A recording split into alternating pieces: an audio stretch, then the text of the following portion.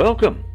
This is Ray Solo, Toowoomba's very own live baby boomer musician, broadcasting to you from the studios of the Multicultural Podcast Hub in the premises of Nepalese Goodies, where it's all about colour, culture and music. This is Arthur Ray I. I'm speaking with Ray, who will usually be hosting a new series of culturally focused podcasts, highlighting the wealth of cultural diversity in his hometown and surrounding areas. Welcome, Ray. What inspired you to commence this series of podcasts? Thank you, Arthur. With an incredibly rich cultural environment in this area of Toowoomba and the Darling Downs specifically, we find that there is a huge range of cultural activities and cultural aspects that contribute to our local culture in such a way that it makes a very, very positive effect on our local culture. And some friends and I have decided that we would like to highlight some of these differences in culture, ranging from the practical right up to the esoteric. We intend to concentrate more on the abstract rather than the practical. In other words, we're not going to be looking at questions like what makes you happy and the answer is money or material goods, but more about stuff like what makes you happy in yourself, in your soul, and in your, what shall we say, energy of life. Please tell us what your experience is concerning other cultures. It might be fairly obvious by looking at me that I have long years in this world and therefore have experienced quite a lot. If I should start where my cultural recognition of others began, I would say that it was many, many years ago when I was a child. We had in Australia what was called then the White Australia policy, which meant that anybody who was not from Northern Europe, Scandinavian, British or Irish was not allowed to actually come to Australia to live. This, unfortunately, greatly restricted some of the cultural aspects that we now have in our society. My very first interaction with one of these foreigners who had a different culture was I had a friend at school who came from the Netherlands, and although he was Northern European, I experienced some different cultural aspects to what I had experienced in my childhood growing up, and found it to be quite fascinating, and the fact that he and his family had some slightly different cultural aspects to what I was used to was really fascinating. So did your curiosity expand once the White Australia policy began to disappear? Absolutely. At a very young age, I often listened to my father tell stories about his time in Japan at the end of the war. He was in the occupation forces. He had lots of stories and lots of photographs, and I used to pore over his photographs and ask him lots and lots of questions. My curiosity was already piqued about other cultures. Then, to cut a long story short, as the White Australia policy began to relax its very strict laws on who could come and who couldn't, I began to notice a lot of other people from different cultures, and I really was curious. I knew I had to find out more about these people and their cultures simply because I had been brought up in a very, what shall we say, strict White Australia policy environment. It became very obvious to me when I reached adulthood that Australia was turning from a White Australia policy situation into one where we would welcome and integrate people from other cultures. That to me was very exciting. Unfortunately for some of my friends and work colleagues, they didn't like this idea. However, progress marched on. Would you say that your attitude to other cultures was, at that time, more tolerant than the attitude of your peers? And what was the turning point for you when you realized you actually wanted to be involved in other cultures?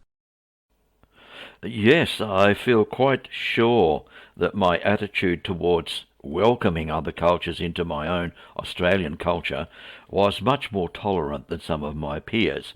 To the second part of your question, when did I realize that I needed to get involved in other cultures? I actually met a Tibetan monk, a geshe, which is like a doctor of philosophy and spirituality, I guess, when I lived on the Gold Coast. His name was Geshe Vendon. And during various conversations with him, he told me that I have a destiny to make the worm turn. Now, at the time, that didn't mean much to me because I didn't quite understand it. But he also told me a couple of very interesting things that gave me quite some considerable insights into other cultures, particularly Asian. And of course, he was a Tibetan, so he was an Asian. And one of the things he made very clear to me was that the meaning of life is the pursuit of happiness. Now, what is happiness to one person may not be happiness to another. So happiness is very much a personal thing. So with that firmly planted in my mind, I realized that the reason I was here was to pursue happiness. The other thing he told me, he said, you have a destiny in life. The destiny you have in life is to make the worm turn. I didn't know at that time what that meant, but after some careful consideration, I realized that what it meant was that what I needed to do in life was to impart knowledge or power or energy to other people so that they in turn could cultivate people who have some hidden talents. The worm, you see, he turns the earth so that the plants will grow. So what Geshe Vendon was telling me this was that I needed to encourage other people to find their best and to use it for some common good. Do you feel you found how to, as you say, turn the worm? Yes, I feel I did. After a few false starts, I decided to actually take a course on how to teach English to people who don't speak English, specializing in business English. This way I would be able to travel to Asia. I would be able to help people who are in business to integrate with English-speaking people, because English is the global business language. This would, in turn, help them to achieve better markets. Therefore, if they were able to establish for themselves and their own families a better standard of living, they would therefore be able to employ more people, and therefore they would be giving back to their community a lot of what they had learnt. So yes, I travelled to Asia and I worked in a number of countries. I worked primarily in Vietnam, which I absolutely loved, and I also worked in Malaysia. And during that time, I taught people how to make their worm turn. In particular, one particular project I was on in Malaysia taught English teachers, native English teachers who lived in Malaysia, that is, they were natives of Malaysia, how to teach business English and other types of English to their students. So therefore, I was making those people force the worm to turn. To say that I had great success in this is probably an understatement. I did very, very well, and a lot of my students certainly did extremely well in business. Some of them migrated to countries like the UK, USA, Canada, Australia, New Zealand. And so this was one aspect of what I did. Another interesting thing that I did right from the time I was about 14, I was a semi-professional musician. Now, music, as everybody knows, is great for the soul. It really motivates people.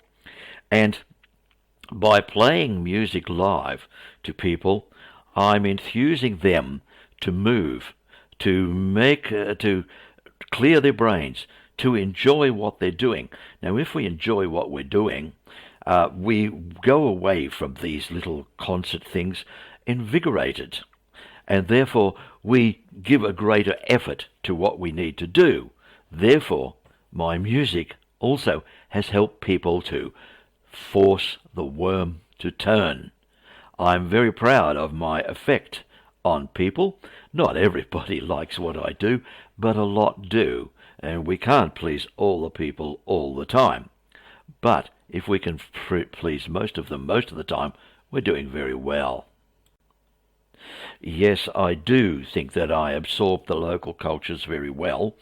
In Vietnam, for example, I immersed myself in the culture. I lived as the locals did pretty much, and I learnt to speak a reasonable amount of Vietnamese. It's a very difficult language, the second most difficult language in the world, I am told, next to English.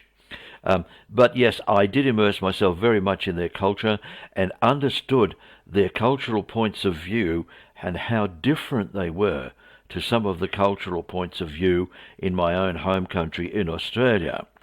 At the same time, when I was there in Vietnam, I also improved my skill in speaking Chinese. So therefore, I now speak Vietnamese, Chinese, and German. I also met a lot of Russians when I was in Vietnam, and I also speak a little bit of Russian. When I went to Malaysia, yes, I did see their culture, and I did observe it, and I did incorporate a lot of it into my own personal situation. So therefore, when people ask me, do I really understand some of these other cultures? Yes, I do. I understand them at the what we might call the street level.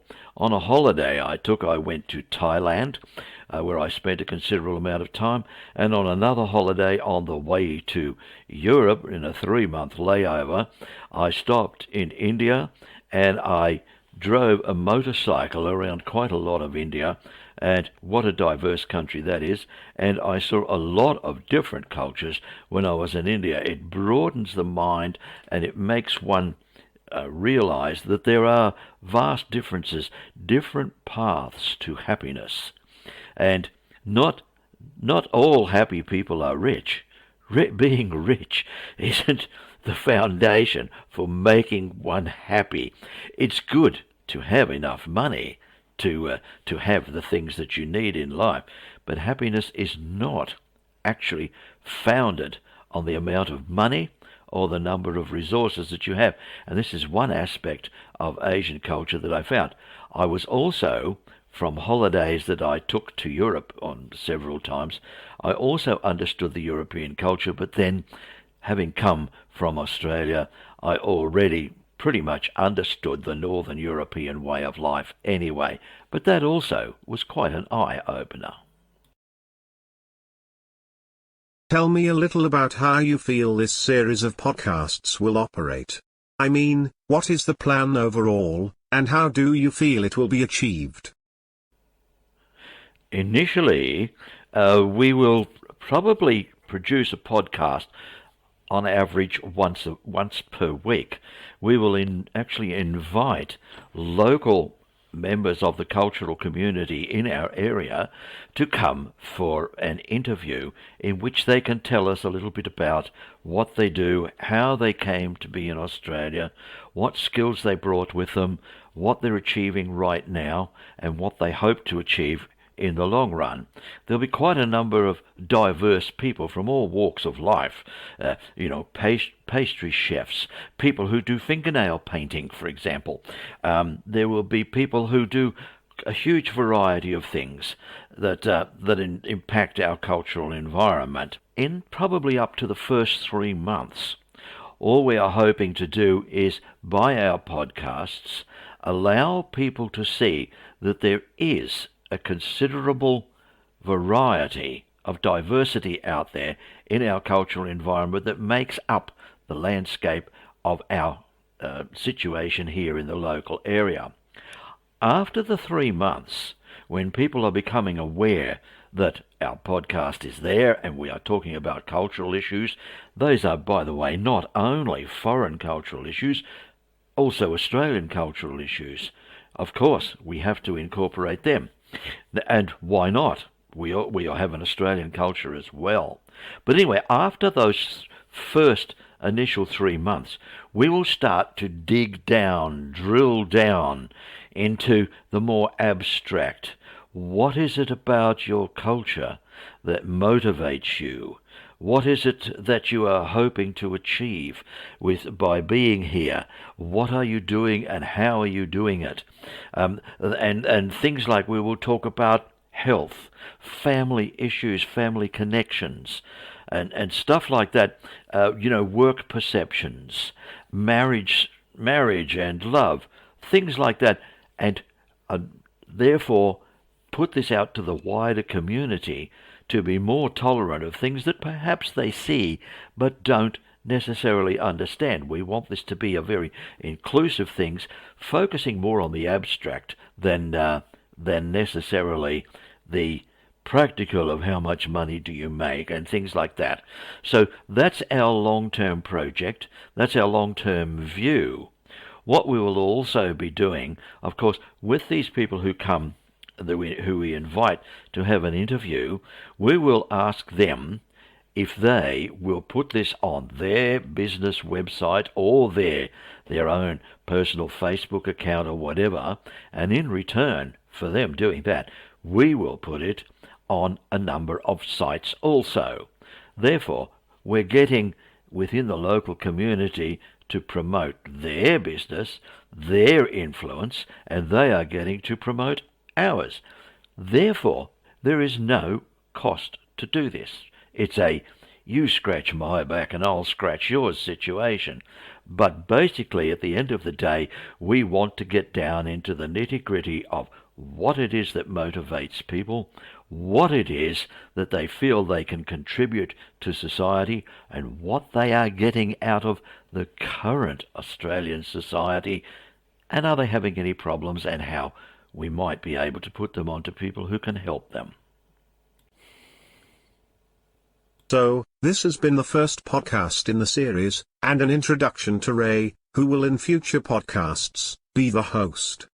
If you are a member of a cultural organization of any type and want to let your ambitions and points of view be known to the wider local community, please feel free to contact Ray or his friends to arrange an interview. Thank you, Ray, and I wish you and your friends good fortune with this enterprise. It sure looks like a winner.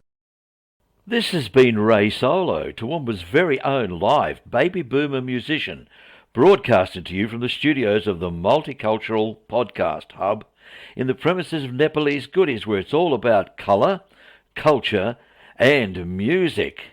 If you are involved in a multicultural activity that our region should know about and you'd like to talk about it to our listeners, please contact us. We'd love to have you on the show.